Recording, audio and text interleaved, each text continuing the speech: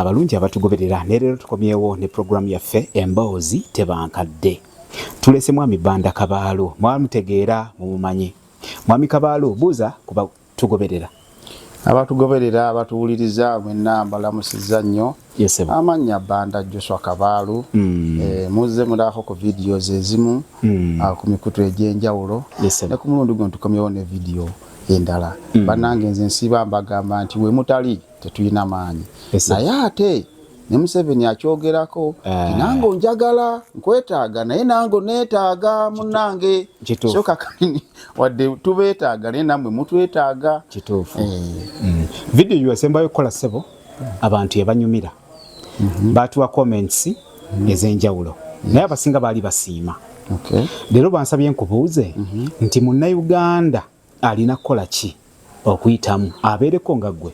Munnayuganda okusobola okuyitamu okubeera successful kyotegeeza ebintu si bingi omuntu by'alina okukola okubeera successful. Mpulira ekisookera ddala mukama wammwe Yesu Kristo bwe yali agenda baamubuuza mukama waffe otulekedde ki yagamba ekiragiro ekijja kyembalekera mwagalanenga.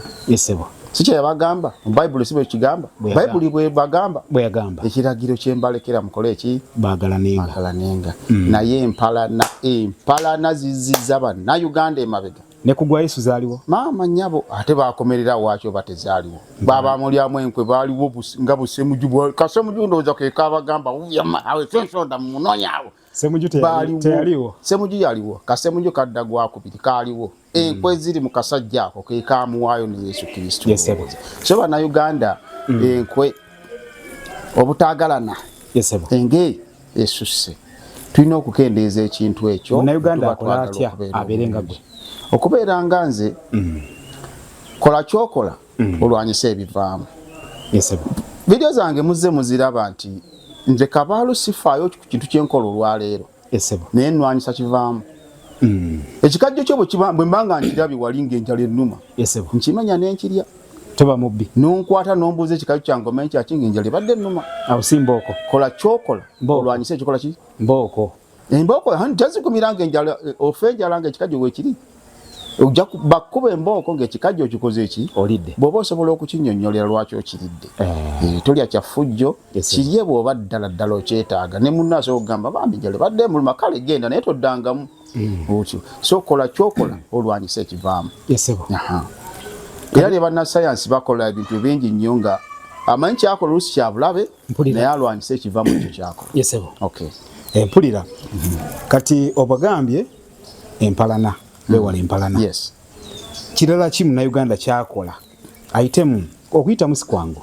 Empalana awo nwadde wawambumukko kubanga empalana atekoma ku gundi simwagala gundi simwa. Empalana ya mirundi mingi. Tulina empalana mu ddiini zaffe Abakatoliki, Abayisiraamu, Abaseventh Day, abalokole gundi bwalaba gundi oyo musiraamu abo basiraamu omusiraamu tabasa omusiraamu abo baswahaba babayita baki tajja kuwasa wano ewange abalokole simulokole. Bannange tukendeeze eddiini bwe tuba twagala okubeera abantu abali successful.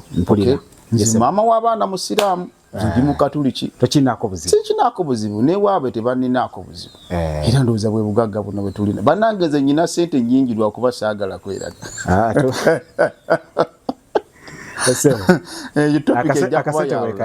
Akasente kaliwo omuntu bw'atasiima kye bamuwadde n'okumwongera ne bw'omwongera aba tajja kusiima. So siimako akatono k'olinawo siri bubi mpulira lwakuba saagala kweraga. Anti kyeva olaba nnadde nkubuuza Munnayuganda akole ki nga totubuzaabuzizza kutuuza bbali n'ebbali. Munnayuganda akole ki? Munnayuganda asooka ajjewo kye bayita empalana. Empalana wazimugambye mu madiini mu mawanga gundi Munyarwanda gundi Munyankole gundi Muganda gundi Mulugwala ebyo bisooke biveewo tulyoke tukwataganire wamu nga Bannayuganda tujja kugenda mu maaso. Naye ate Omuganda agamba anamma ababe si kusosola okwo agamba atya anamma ababe nti leka abe bweru balye. Olugero olutuyigiriza nti ababo bosoko sembeza kirowooza nti kyali badde bwekito kitegeeza nti n'abebweru obaagala esebo n'abebweru obaagala nabo basooke bali kubanga baba bamanyi bulungi gabirako n'abebweru ndowooza kyekitegeeza ekitegeeza munnayuganda bw'aba ayagala okubeerako nga ggwe aleke empalana sooka oleke empalana ate omuntu waba bamuwala naye fight back. There is no mercy for that. Ate omugambye aleke empalana bwe balutandise you can easily fight back. Yes, that's okay.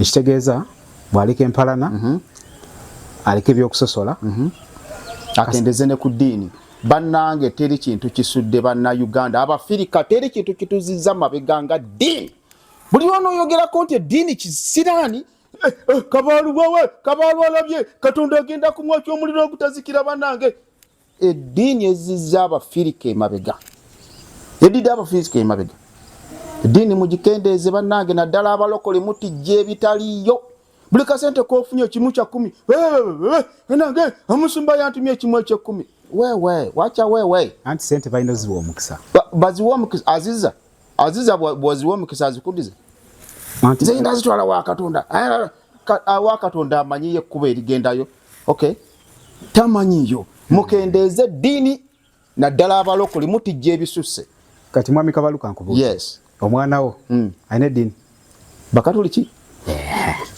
tebatijja si kutijja bakatoliki naye tebatijja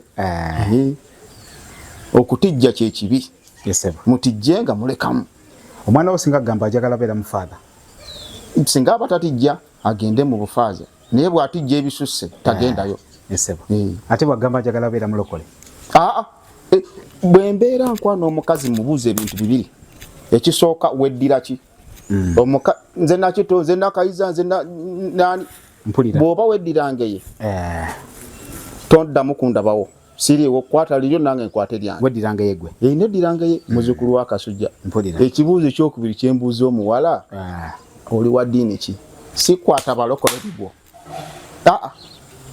owengeye n'omulokole kwata lino nkwate liri okwo sikusosola sikusosola bali batijja batama abalokole yakola ki omulokole tana kiyantama naye bwe mutunuulira engeri gy'atijjamu alinga omulwadde w'obwongo atijja ku Katonda Katonda alinako waakoma fe abatamusuusuuta tetulina ssente tetuli balamu mwabasinga fine Katonda takugamba kukumutijjirako oba mwazisaddakira twasaddakira olabyewo omutwe gw'embuzi wano oba ogw'ente simanyi by the way tuli wano wabanda Kabaalo we tuli ewaka ewuwe oba mwasaddaka sisaddaka anti nkubuuza munnayuganda akole ki okuyitamu ombuzaabuza sikubuzaabuza nkugamba bwenti nsose nenkugamba empalana gijjeewo mu mawanga mu madiini mu kika nenkugamba kendeeza ku ddiini akadiini akatonotono akabulijjo kaliyoke naye bw'osusa nange sebo oba olumu ŋŋendayo mu kyaki siba amasuuti gange ŋŋenda tebagobaayo bangobayo balina tebalina oba tebalabangako byeyogerera eddiini waliwo vidiyo gye batalaba oba bangobayo mu kyaki bangobayo nasabira ewange waka banaakuziika baba tebanziika bandeke bangi nno bajja kunjo kyaba tebanziise bangi be bataziise I don't care n'abaana baabwe kibaluma abaana abasiru kikuluma baganya okuziika bakwoche oveewo tondeetako ddiini yombu kubanga tojja kunziika genda oziike ennyoko sikugambye nti jangu onziike bw'oba togenda kunziika bikozi nabalabula ekyo kyembagambye bw'onoyogera nti ebeddiini mu bikendezi Kabaalu Katonda ajjamu okyo omuliro ogutazikira agenda agwokye nnyina Katonda ng'otabuse ntabuse Katonda ajja kwokya ajja kunjokya njokye oba nzite abafudde eggulo temwabadde mubamusitanga waliwo Balazaalo mufuta ayita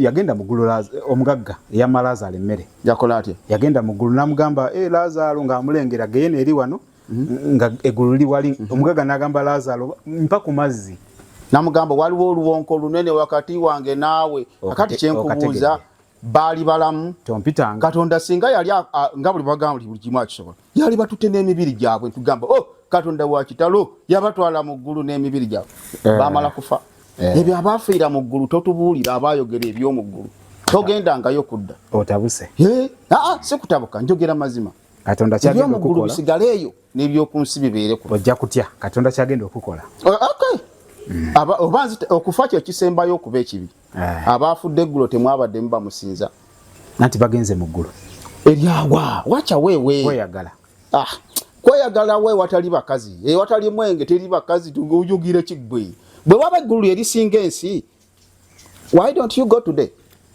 bobo ngamba nti eggulu erisinga ensi eno keriri obulungi anti Katonda yatuwandiikira ntuyinoberawo banga weriti toyinza fa obudde butebunatuuka atutte mu bulumi tufe mu bulumi walabeko omuntu afa bwabeera Katonda nga akutwala walabeko omuntu nga afa bwatunula anti Katonda nga akutwala omutima gwo gwakalubireeyo tegwakalubireeyo gwennyika omuntu ono bw'aba agenda wa Katonda lwaki ataafiira mu bulumi bwenkanidde katugendeko mwami Banda ng'osavinga maje ki ovaako ddi okufuna ogwo omutima gw'empulira oyogeza byendabyeko mu field byebikulaga nti Katonda taliyo bw'aba gyali si muntu mulamu teweetaaga na kusemberera Katonda bw'aba gyali waliwo yagamba Katonda yafa yafa dda tovolaba noono Yesu mutabani we yali akomyewo yagamba yakola bwati nnaku 2 wiiki 2 myezi 2 myaka 2 myaka 2 oba miliyoni 2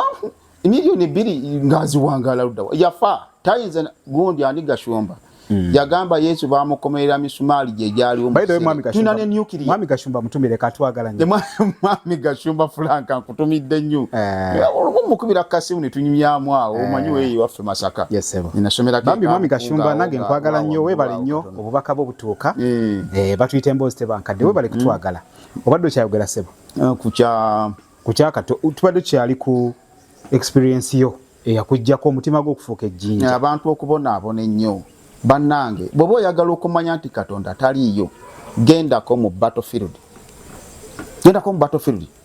olaba abakazi ab'embuto nga bamuzibako bye bali wali ebyenda biri bweru ogambe nti omukyalo oyo n'akaana akali mu lubuto kiki kye yakola Katonda okubeera nti nalabakonze ku gundi ku yali Facebook omwana yali Masaka eyo sajjabwe emyeyo mwana muto myaka nga 10 mulenzi mpulira talina family asula mu kiyumba kifulukwa naye nga yalwala kansa ebyenda nga abikwatidde mu kaveera omwana oyo namulabako yali Facebook I think nga ekyalo kyonna nga omwana awunya bamuletera buleti zikamere embwa nga zijja ekiro okulya ebyenda bye omwana oyo emyaka 10 kiki yali yakola Katonda okumutuuka okumubonyaabonya okutuuka ku ekyo 10 years takubanga na kunjaseemu n'abonaabona bw'atyo ffe kale atubonyeebonye tukubyeko kunjaseemu ezibwero kyemmanyi atulanga ekyo mwami Banda olabika olimba ate nnimba ki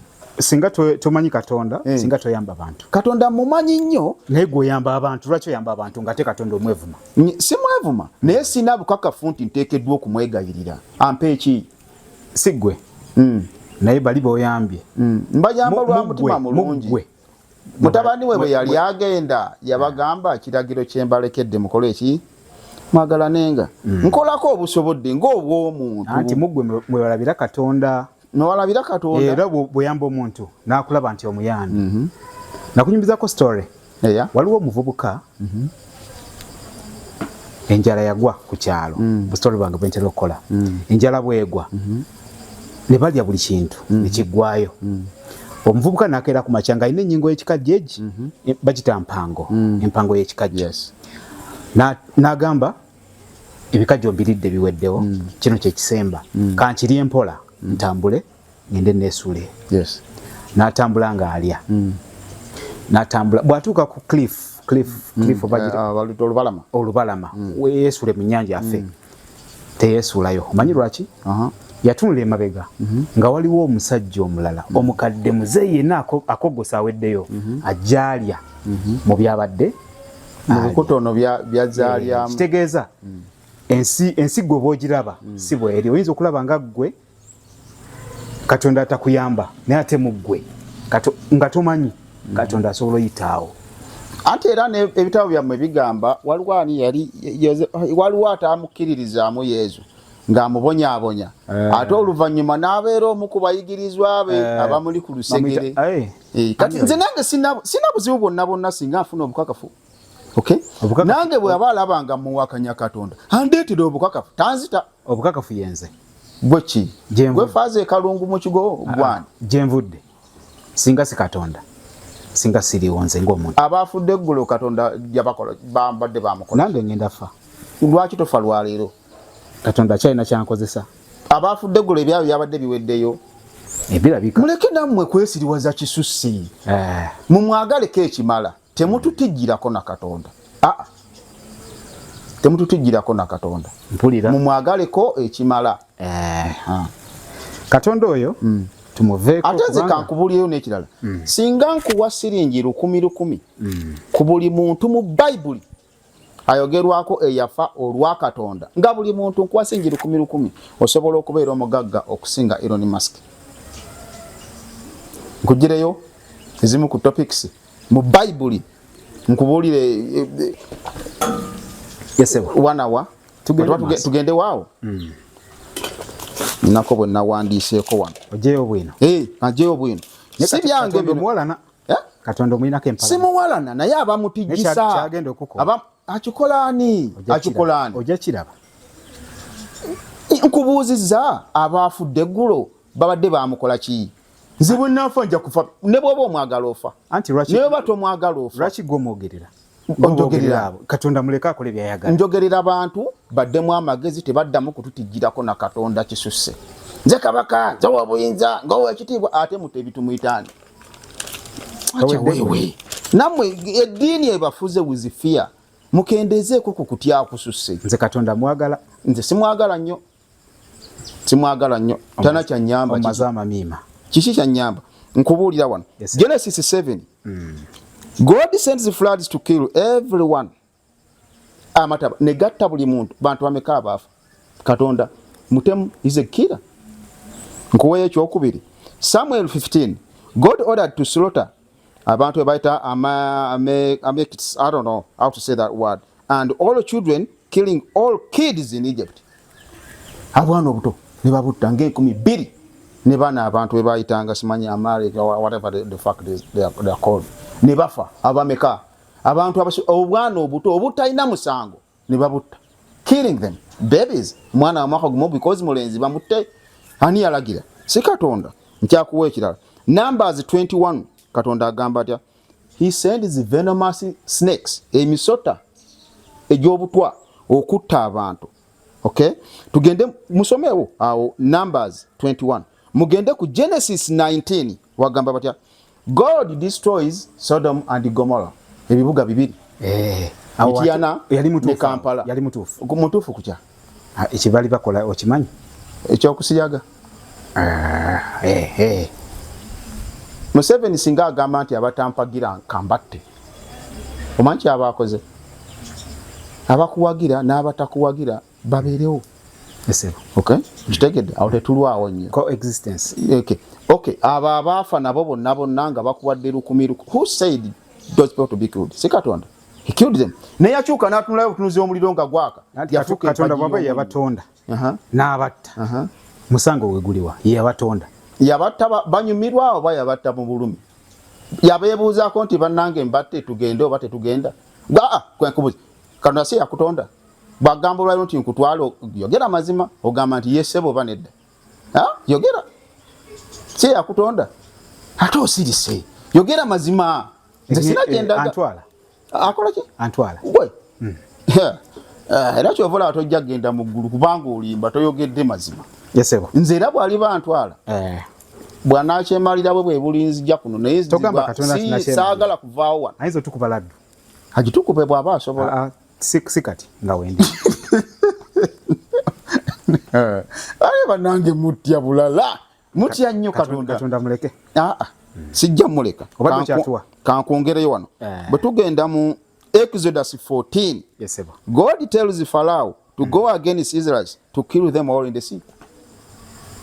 Katonda Pharaoh omanyi Pharaoh kyere yakoze yali atadde abayisirayiri bagende Pharaoh yali yepankidde Katonda we bangamba si bwe kiri ngagamba mbuye Katonda si bwe kiri ko Katonda kankulageko listen Pharaoh yali yasiba abayisirayiri emisiri yesebo ekisane kimukwata n'abata baddeyo bali bakasimbula nga batuuse mu Red Sea gye tuyita Red Sea olwaleero mpulira Katonda n'alagira Pharaoh agende abatte bonna ne bafiira mu nnyanja abayisirayiri bameka bafiira mu nnyanja kwolwo simanyi jukira abayisirayiri bamala emyaka 14 mu Egypt bali baweze bameka ababafiira mu nnyanja bangi ddala kani yalagira bafe yabatonda lwaki yabatta mu ngeri eyo ensobi sinagiraba yabatta he ordered to kill people anti yabatonda n'abatta kati musango kyawo gwa yali agenda kubalya bolunda akakokoko n'okasalako obulago gogenda kukalya akabuziko mbulina wali bakusalirayo kamu akogenda kukalya katonda yattabaki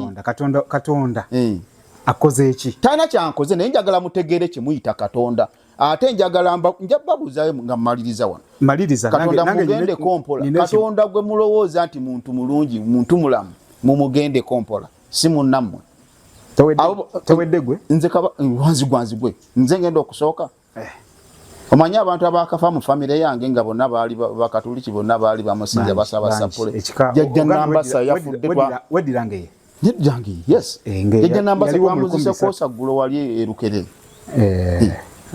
yali awo mu kigaawo erubaga nga yafumbira n'abasosoloti kankongera obutemu bwa katonda onzise busi Joshua 8 katonda agamba atya commands to kill yalagira batte abantu 1,1200 in the city of Ai yalagira batte 1,1200 meka bwe mbanku wa 10,000 oba mu sente meka gwe tugende maaso tugende mu Numbers 31 buli kyenjogera genda mu Bible okinoonyeeko Numbers 31 katonda agamba atya commands to slaughter yalagira okutta abasajja abateebakangako n'abakazi kadde mwako Numbers 31 kankawandike nange nja kanoonya Numbers 31 katonda alagira okutta abasajja abateebakangako n'abakazi bamukoze eki ate baali bamukoze eki gwe kyogoba okingamba teyakomaawo n'alagira ate abakazi abaali bebakiddwako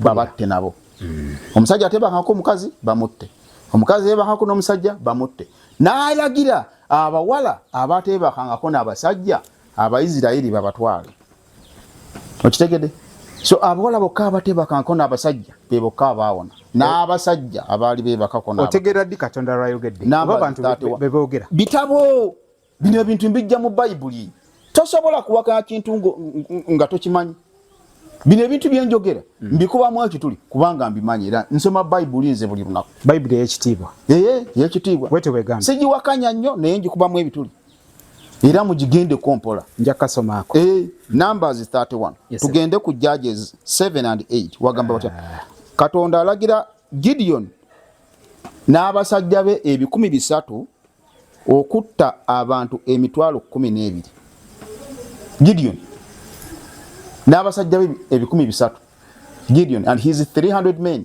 to go and kill abantu 12,000 baleka bali bayekera abo bayekera katonda bw'aba katonda alina amaanyi nga buli kimu akikola akisobola lwaki Yesu ye yabettira n'atuma butume babadde teyali batonze kubanga yali amanyi kye bagenda okukola singa buli bagamba nakumanyanga tunajjana mu lubuto lwa nnyoko otegeera ddi nti katonda yayogedde mu Bible omwo Bible sigimanyi nnyo naye otegeera ddi nti katonda kino ekigambo kya katonda sikiriyo oba kino kya muntu buntu teribaayo kigambo kya katonda kiki kye yayogera nkikubuulira bagamba katonda yagamba leka ensi ebeewo yino weeri agamba leka enjuba ebeewo yo weeri temumuwaayiriza katonda kansooke nkubuuze katonda abeerawo simanyi abeera mu ggulu si bamugamba nti abeera mu ggulu mu lubereberye wagamba watya katonda n'atonda eggulu n'ensi bw'aba abeera mu ggulu n'alagira yatonda eggulu n'ensi yali abeera luddawa kubanga if he was there if he lives in heaven and then he commanded heaven to be created where was he before the heaven was created nokimanyi katonda agenda kwokya I don't give a fuck ate ne bwe mba nfumba omuliro gunjokya ate nze gwe sirika era bwe mba nfudde nsobola okufa ekiro ky'olwaliro omusota guyinza okudduma nsobola okufa accident nja kuba nfudde byange katonda temumuwaayiriza nti yeyanzise I can die in a minute ekyo kya bulijjo okufa kya bulijjo bwe mba nfudde mwamulabawo nga bamuwakanya kakati afudde n'aba afudde eggulo ne ku luli neddi mulimu ababadde bamusinza baliwa nze atamusinza nga nkyaliwo temututiisatiisa nammwe ekisusse katonda mu mutijjeko mpola era omuntu yenna alina bwagamba ngambu bw'ofa ogenda mu ggulu bwe toyagala ggulu njagalako ki nambuuza nti nkutwale mu ggulu bansigale ku nsi ndondawo ki ggulu oba geyeena ogenda mu geyeena ngenda ku nsi nsigala ku nsi ogenda fa nti togenda beerako ate bwe mba nfudde mba nkyayawulawo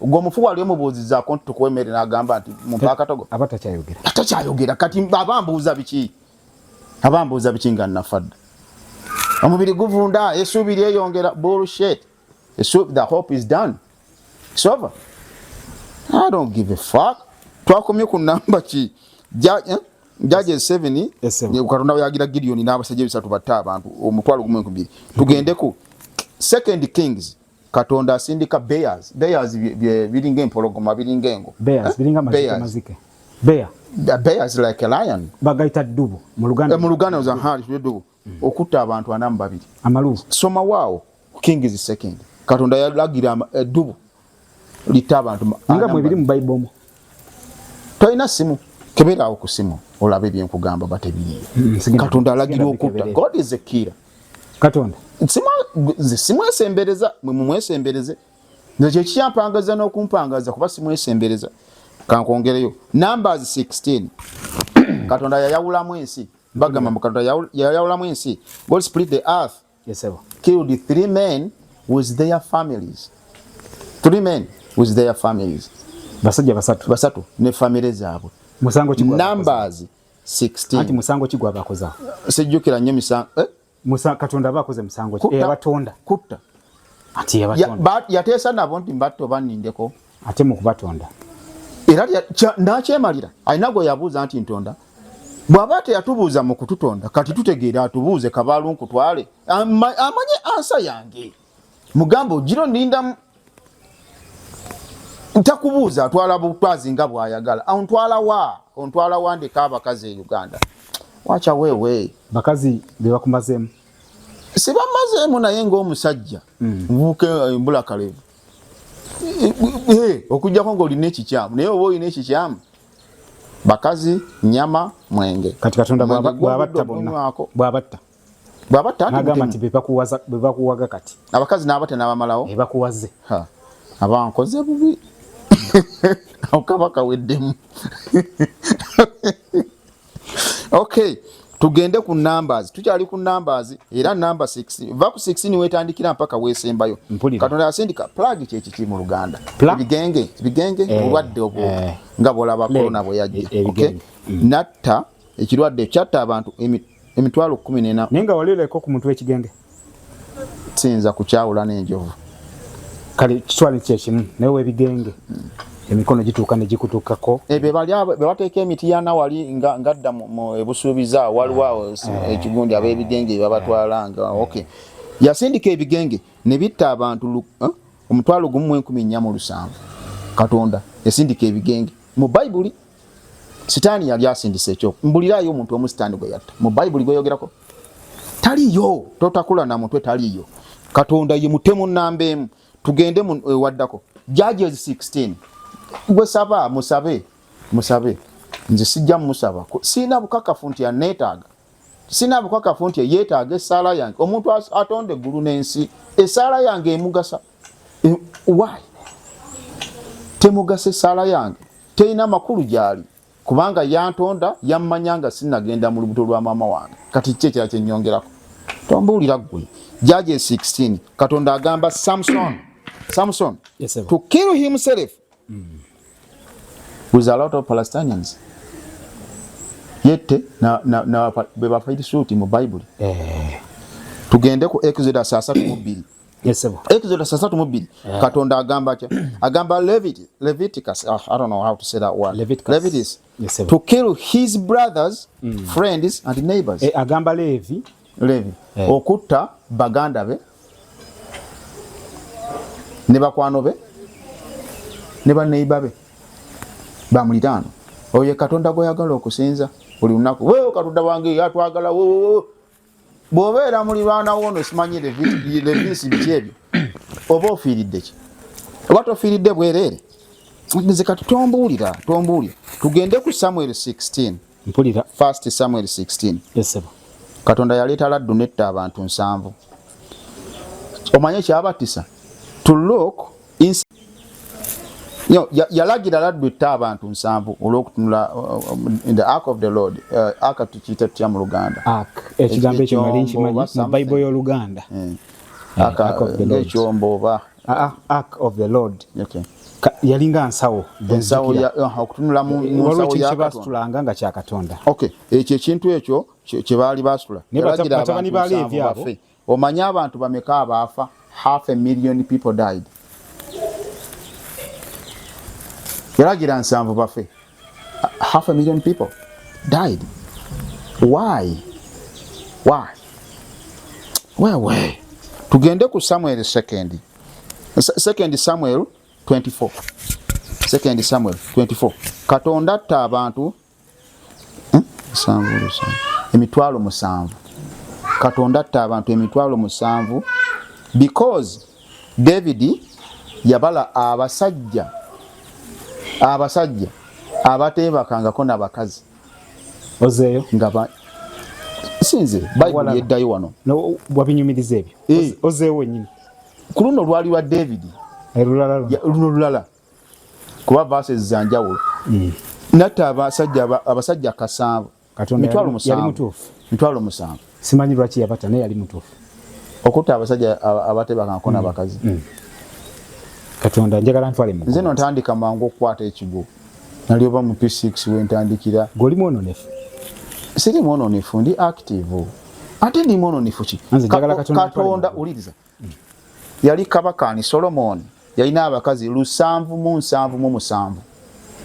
Ndaga mu Bible Katonda wagambye nti namunyigira. Teyamunyigira. Yafuka kabaka. Kati goyina mukazi omu utolowooza nti oyinza okuba okola nsobi. Nange nyina omu. Tonyonoona. Njogera mazima. Oli alina 777 abonna be yali yagatta and the concubines abatayogerwa muwe 1000 nawulira 1000. Kakati Katonda yasigala amwagala goyina omu. Owokubiri oyo Katonda ajja kumwokya omuliro. Wewe lwaki mutiisatiisa abantu? Tuli bakatuliki bakugatta nogo oli bamugatta na 777 ngedini tenajja. Katonda sigo gambye nti yali musajja wa Katonda namuwa n'obwakabaka. Kakati ate linya tene bakujja nkyasabula. Isaiah 3:7. Katonda yatta abantu omutwalo gumu mu 18 mu 15 Syrians in the sleep. Omutwalo gumu mu 18 obijjawo ebyo mu Bible nkugambye Isaiah 37 gwe somawo abantu emitwalo 18 mu 15 beyatta nga beebase. Bamukoze they did not wake up. Bamukoze kyawo gwe somawo ojja kulaba kyeyabattira. Okitegeera bwe mba nkuwa 10,000 awobeera mu Mecca. God killed himself or he ordered people to kill. Okitegeera. So nze kati tonyumiza bwe muba mutijja mpola. Nkubuze ebibuzo byange kansooke mbaviire ku verses zino munoonye ku verses zino. Okay. Genesis 7 zemba okwogerako. Genesis 7 yesebo. Samuel 15 Numbers 21 Genesis 19 Exodus 14 John 8 Numbers 31 Judges 7 and 8 2 Kings ogende ku Numbers 16 emirundi ebiri ojisoma 16 paka lwogimalayo ne Judges 16 Exodus 32 1 Samuel 6 2 Samuel 24 and Isaiah 37. Kankubuze ako ke katonoko kankubuze nzo kugambako ayina ne bwe yalagira musimanyi sala omwana we bwe yali agenda omusala indiganejja Ibrahim yali tamumaze singa Ibrahim yali mwangunganze kaba yali amugezesa yakiririzaamu Katonda yatamanyi nti onanzikiririzaamu oba tanzikiririzaamu yali agezesa biki amongere ebirungi ate bwaba yali amumanyi nti yali atamugezesa nga bagamba buli kimu Katonda buli kimu Katonda akimanyi anti lwaki yali agezesa kyamaanyi. Waliwo omuntu mu Bible omwo bamunyumiza bamuyita Luti. Sitaani yagende wa Katonda nga Katonda Sitaani ne Katonda bakyali sigala kungamba musimanyi kyagula no tontwale eyo twogera realities genda maaso sitaani ne Katonda Luti Katonda yali agamba bana Luti anjagala olaba bwansinza kati sitaani n'agamba Katonda akusinza olw'ebyo by'omuwadde bitwale bimuggyeko olabe ko Katonda bimuggyeko n'abimuggyako n'asigala nga Luti asinza Katonda sitaani Katonda n'agamba olaba akyansinza ko sitaani nti akusinza lwakuba alina obulamu ko Katonda bumuggyeko obulamu tomutta ne mulwaze Luti yalwala Katonda yamulwaza sitaani n'alwaza okay olyose n'ogamba n'alwaza yatta nkuwa 10 ati yamutta to 10 telukusubye Katonda ati kubuuza sitaani yalwaza nga bw'ogambye Bayibuli yatta teyatta sikuwa 10 kubanga ogenzaawo oli buli lwatta nkuwa ono bwatta nkuwa sitaani mutemu nnyo yattaani sitaani tumukuba n'amayinja nze mbagamba ebintu bino era mubiwulirize buli olaba ng'omuntu ng'ayagala nnyo okukakasa aba alina ekibulamu okazeemu nkazeemu nze kabaka zawa obuyinza zawa ekitiibwa wabagamba nti banange mugende mpola kabaalu alabye Katonda agenda mwokya omuliro ogutazikira waawe Katonda agenda kuba balaayi ojja jiwulira balaayi kiki simanyi ate okay tugambe kala agenda kunkuba balaayi laddu olwo ye Katonda omulungi gwe njagala anti omuvumi andagwa bukakafu bagamba yalabikiranga abantu edda fe abaalairo twamukola ki yabakyawa singa Katonda janga wano n'abeera mu bbanga mwana wange kabaalu yinze Katonda nange nvunama oba nantwala mu ggulu nga ndi mulamu nindabako ku baganda bange nga bagenze balamu naye ngamba wa sisigala ku nsi n'omubiri gwange ngenda siina bukakafu nti neetaaga okusinza Katonda ekibuzo kyange ndaba wakisa ekibuzo kyange Katonda si wakisa nnyo ndaba wakisa ali nsonyiwa anti kangumiraawo bw'abaayo asonyiwa by'okoze tobigenderedde naye kati gwe obigenderedde kubanga mbisoma nembitegeera nenkujjukiza emabega ogivunula kifula nnenge no Bayibuli njivunula direct mwabagiteekamu ebitaliiyo nemuga wano yali ategeeza kino osomye bwoti nti yali ategeeza kino weetaaga omwoyo Bayibuli gitegeera saagala mwoyo njagala abakazi tompa mwoyo mpaka wali embeerera nange nfaananeko Abaisirayiri ate gwe kankubuli ekyo tusembeyo nekino Katonda wakwatako bwati ajje wano Katonda ndabadduka nja kuggwa nja kuba mpedde byange Katonda ndabadduka naye bwakulaba omugamba saabiri mu nze ate netonda lwaki nze omugamba olaba ntamidde totambi babeeranga nze byenjogedde mbyogera nsusa emyaka 18 siri mutamiivu Katonda ndabadduka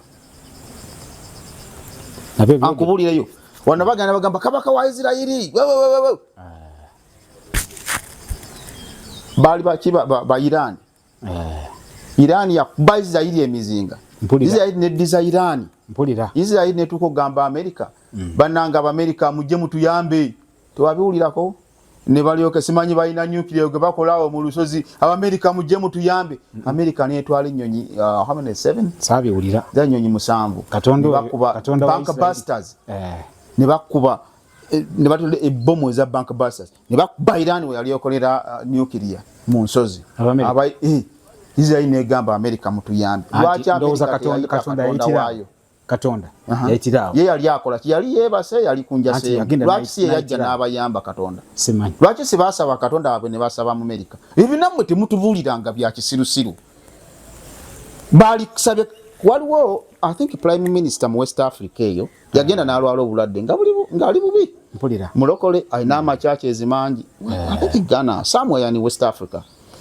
abalokole bonna ne basaba Katonda atuyambe bagenda okulaba nga omukazi obulamu bugenda mpulira ne bagamba nedda tumuteeke ku nnyonyi tumutwale Bufalansa nnaku 2 abasawo ne bagamba kutandise okukuba ku matu okay abalokola abaatuleekanira abayasemanga ne boogera mu nnimi be baamuwonya oba abasawo Abafalansa saala zaabo lwaki ate kugambye bamugjayo eno nga ali bubi bwe yatuuka eri n'akuba ku matu nze tontiisa I have a heart of stone. Abantu bo bajja Katonda bagendewa. Sina gwe nzije Katonda asiriwale bibye. Gwe singa omuntu okuyita okukwatulira ddala obubi yatijja ekisusse. Nkugambye mu church ngenda yo. Eddiini nyina ne church sigenda kujogera yiwaffe Kalunga erukererawo. Oli mu Katuliki? Ndi mu Katuliki. Banakuwa sakramento ly'okufa. Linga saaki nga ngenda kufa. Ogende mu ggulu. Eggulu liri ludda wa? Liri ludda wa lyengendamu? Singa bampa sakramento ly'okusigala wano ku nsi eryo ndyagala. Oba olwadde sigibwa kwa balwadde. Oli ali mu kunnyola nti leka naawe oba tebamumpa balekeyo. Bangi be babikoze bibalumye. Okimanyi nti abalwadde abasinga church negamba tetugenda muzika oyo. Otyo navundira kungulu. Ne bamuziika ne si mu kitiibwa. What do you mean mu kitiibwa? Ekitiibwa agamba gomanyi okuziika nga musaseredoti ali awo. Kwegamba abasiraamu tebalina kitiibwa abatalina basaseredoti. Anti balina eddiini yaabwe nabo.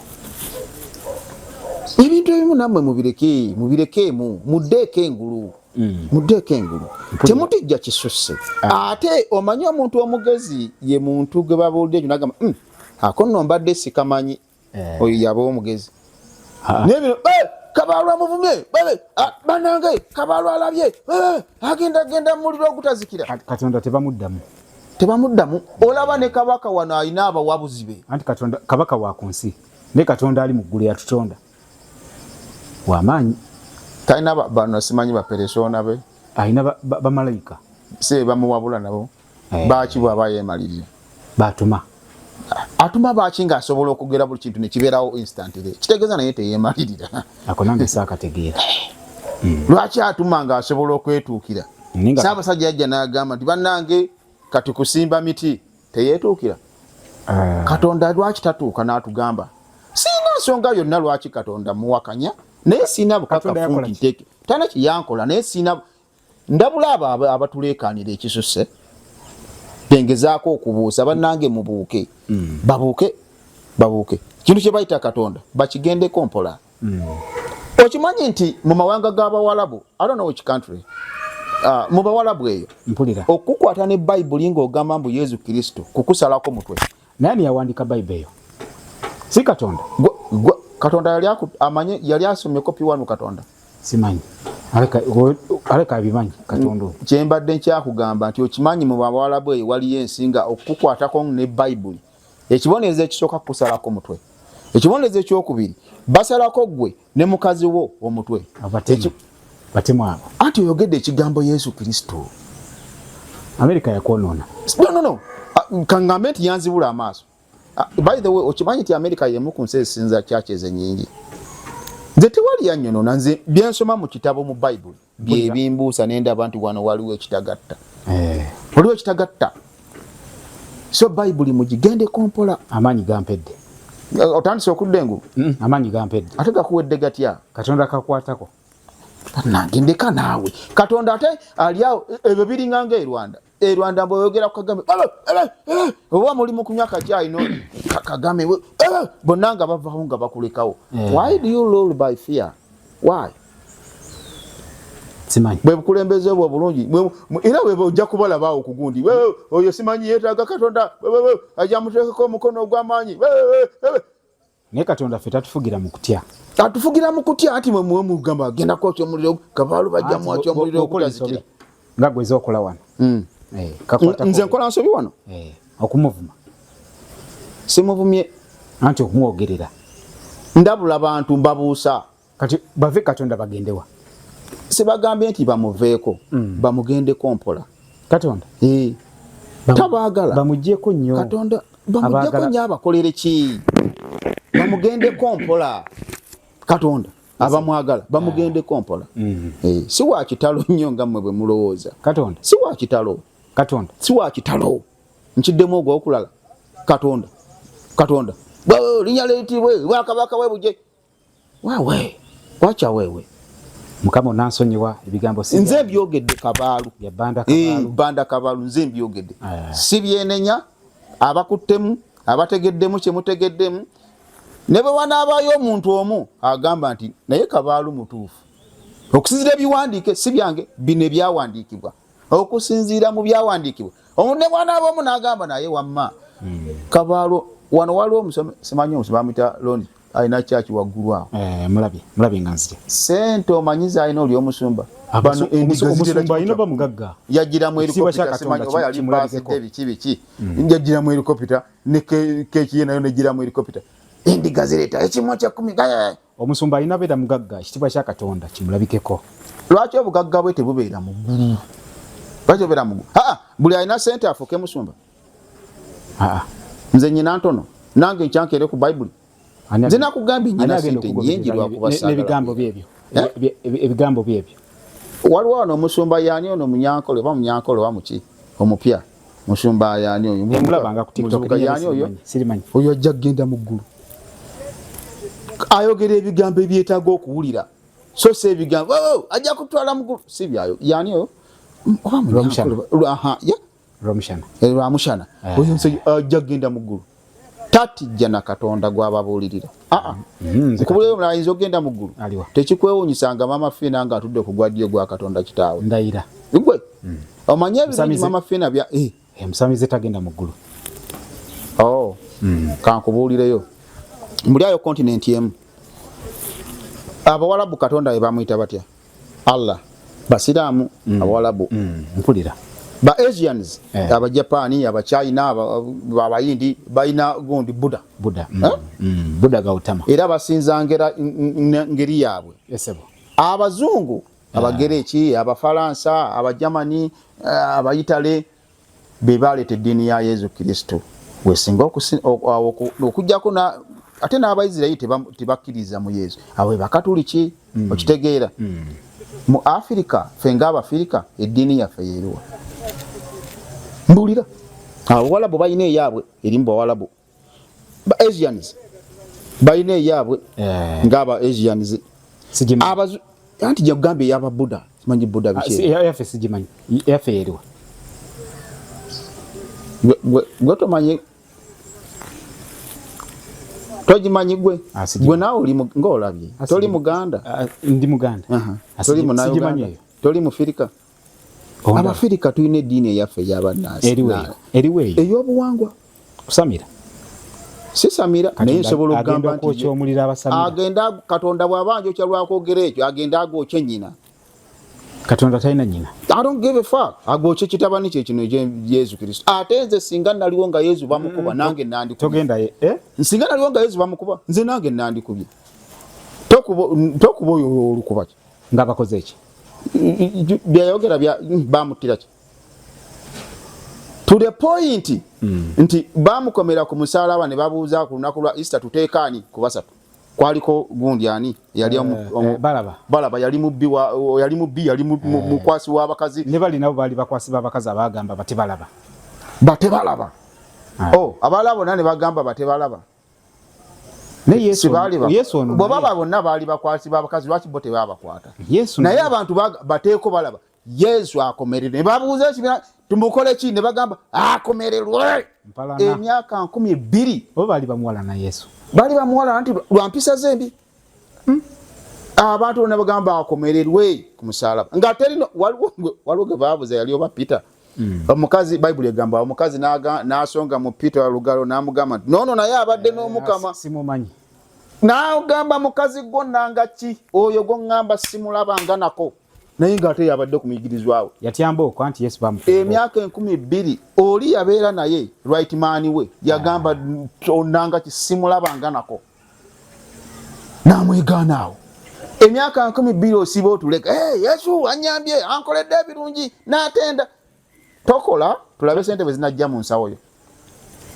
nze nkeera kukola tomanyi amwe hasola sente zenina ozikakalukanira saazisikira ne bwoba ozisikidde ziba zifuuse zizo naye saazisikira tebazimpa sente nzeekoledde zenina nzeekoledde naye Katonda mwebaze wegenda osabe Katonda mwebaze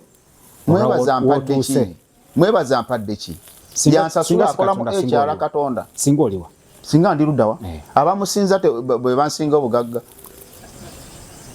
bangi abasinga nga bakeera ku church ne zijjula mpita wali ku church nze n'embivuma bagamba bavuma Go home. Ain't no fucking God. Go home, dumbass.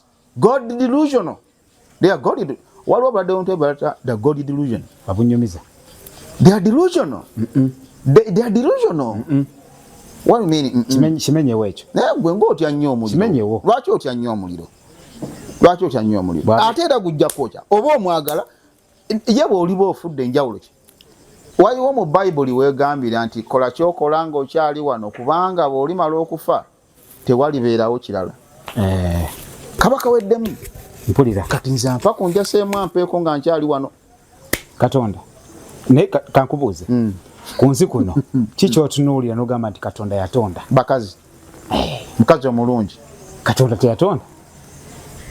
Bw'aba yaliyo kale yatonda. Kati ani abatonda abo? Ani abatonda? Ani abatonda? Katonda. Mama waabwe ne taata waabwe.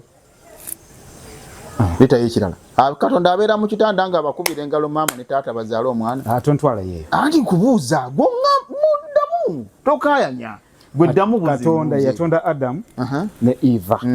Ne batonda omukazi omulungi gwe gwegomba. Olubiriizi. Yagira Adamu ne Eva baali b'Emityana baali b'Emasaka. Kwaliko muddugavu. Simanyi bali mu Edeni. Kakati nabo Kenya ye mama wange anzaala ye ate yavaawo. Yava mu Edeni. Simanyi. Kankubuulireyo naakalala. Eseba.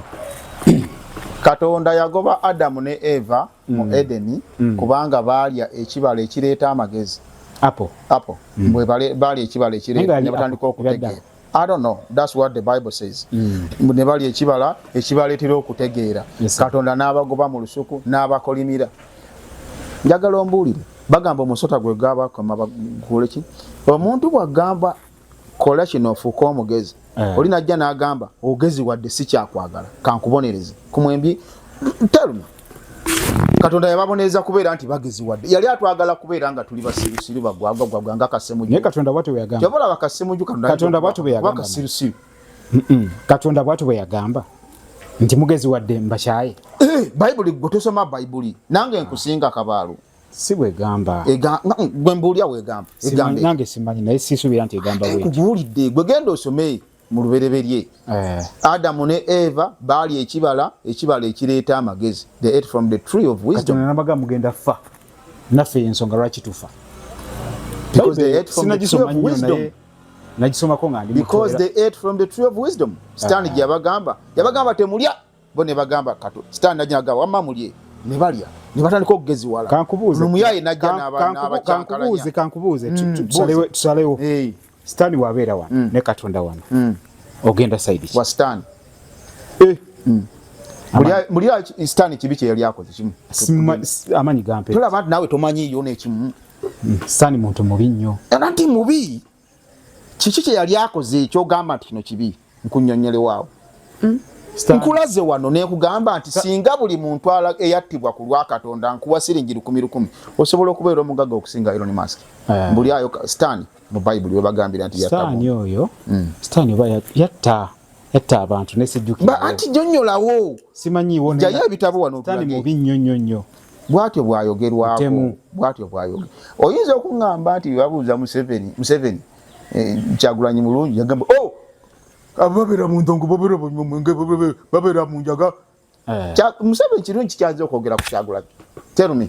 Kati ne Katonda bwatyo bayogera ku Sitaani. Kati Katonda bwatyo bayogera ku Sitaani. Ye Sitaani mubi. Oba Kyagulanyi. Kyagulanyi namugamba Kyagulanyi wamutudde wamma kaguta story ekimaanyi. Kyagulanyi alina kirungi yakimu kyasobola okwogera ku gundi oli. Amusaba nziro. Ku jjajja. Nziro yokka. So afunye akazindaalo. Ate kibi nti Sitaani tebaamuwa akazindaalo. Singa naye yavaayo neyennyonnyolako. Ani akamuwa? Bw'aba akagala akatwale naye atunyonnyola. Anti ye teyeemulisa.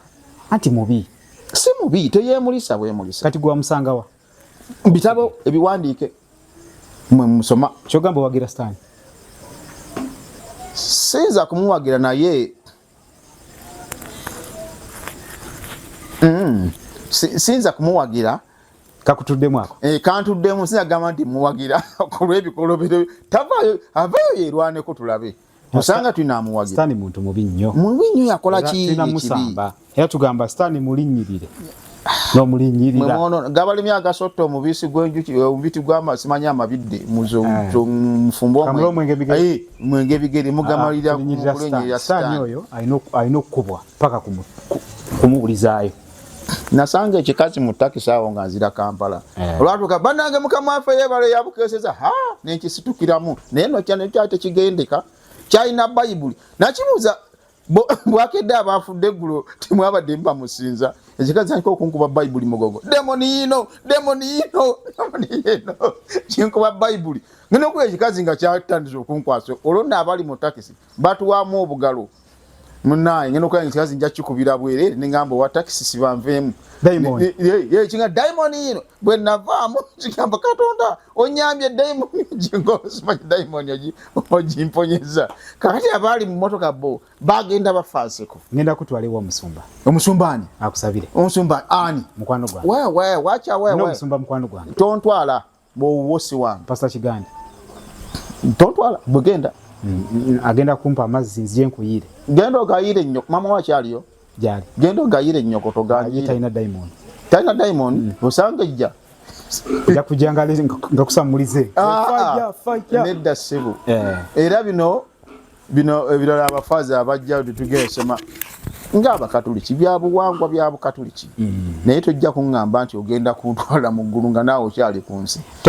nga bola ebyobuwangwa byabawangwa Baganda tulina obuwangwa bwaffe n'abakatuliki tulina ebyobuwangwa bwaffe saze kwogera Katonda gontuteeyo nengezezaako nnyo okulaga ekitangaala tondaga kitangaala genda okirage bali abali mu kizikiza nze ndi mu kitangaala bali mu kizikiza muna bagamba muggulu waliyo ebirungi omala kufa lwaki tebakutwala ng'oli mulamu muggulu eyo ye bw'oba waliyo ebirungi biri muggulu why don't you go to them muggulu eyo waliwo street za zaabu ennyumba eza zaabu ng'oziraba bwe bagamba bwe tufa ng'okola birungi Katonda ajja zikuwa ulyambo bwe bagamba togenda wakuwane nateete wali ebyana ku gundi ku besti sigendangayo olabye ebyana sibu bwe biryo birabako n'amaaso si bye biri ebyeri mu ggulu ng'ennyimba za golodi akugasa ki oyo gatali mu makulu lekanammwe muddemu engulu katonotono tatete muntiisatiisa mbu nyina kyenja okuba Katonda nyina kyagenda okukola Amerika yakola muntiisatiisa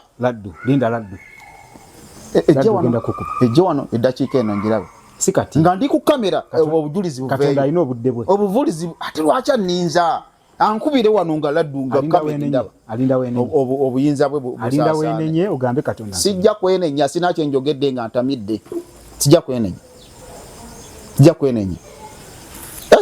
muleke nammwe mutya nnyo ekisusse abasajja bali babawabya naye ng'ennyiriri ezo tusomedde ddala ziri mu Bayibuli oba goziyiza oyina essimu awo kebereko katono njina kebera tugende wano ku gundi tugenda ku ki tugenda mu Genesis 7 yangu yanno Genesis 7 wasoma watya Genesis 7 God sends his floods to kill everyone 7 the Lord Genesis 7 lunyiriri kyawo simanyi awo mu 7 awo Samuel ya the 7 anti 7 nene gende no paka kujimalayo waliwo awo Katonda bwe yasindika amata bagatta abantu Genesis 7 40 days for 40 days the flood kept coming on the earth and as the waters increased they lifted the ark high above anyway and everybody died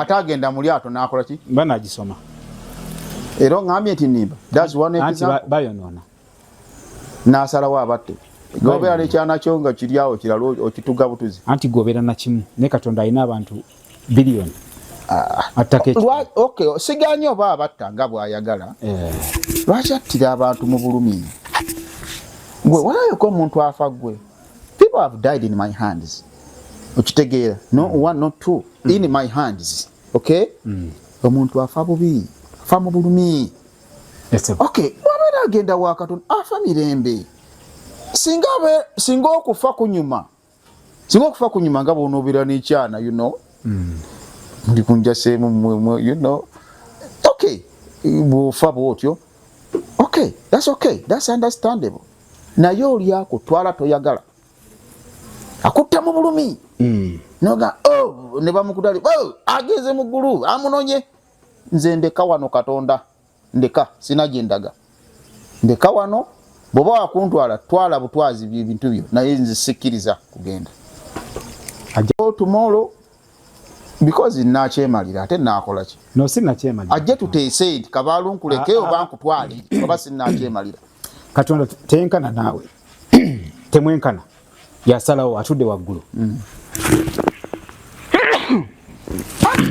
nze nakugambye sina nsonga lwaki muwakanya naye njagala ajjeyo obukakafu ndabe aveeyo atunyonyole ebikadde ebyedda Katonda nti wali eggulu wansi ennyanja ensi omusana ekiro bwe bukakafu obulala bw'oyagala bw'osima ekidiba kyawo naawe oba ofuuse Katonda kubanga kyefaanaanyiriza amazzi oba ofuuse Katonda oba ofuuse nga ye bwe baka ku mukazi n'ozaala oba otonze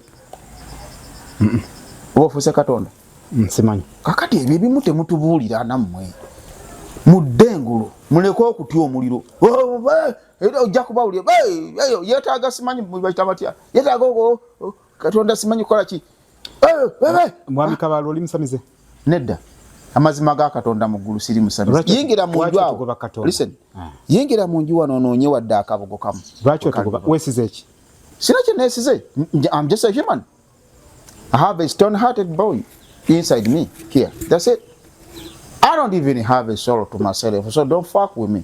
I tell omuntu anavuma kugundi okwo ku comment yoyo. Hey, don't fuck with me. I don't have a soul to myself. I have no soul for nobody. Don't fuck with me. I'll fuck you back really hard like a devil. You understand me? So be careful when you try to fuck with me. Ojja kubonyiza erimi kale totiisatiisa abantu babiteekeyo nga banvuma ovuma Katonda nabo balina okuvuma lwaki ovuma Katonda bawulire byenjogedde sinamuvumako nenjagala bukakafu lwaki omwogerera Katonda waffe gwe naani n'abantu abalala waliyo abalala seba ababuufu si bonna ngwegamba owwo nze yegwegwe nsosolaba ata ayogerera obubi Katonda tewulire ono niwesize eki sina kye neesize I'm just being real.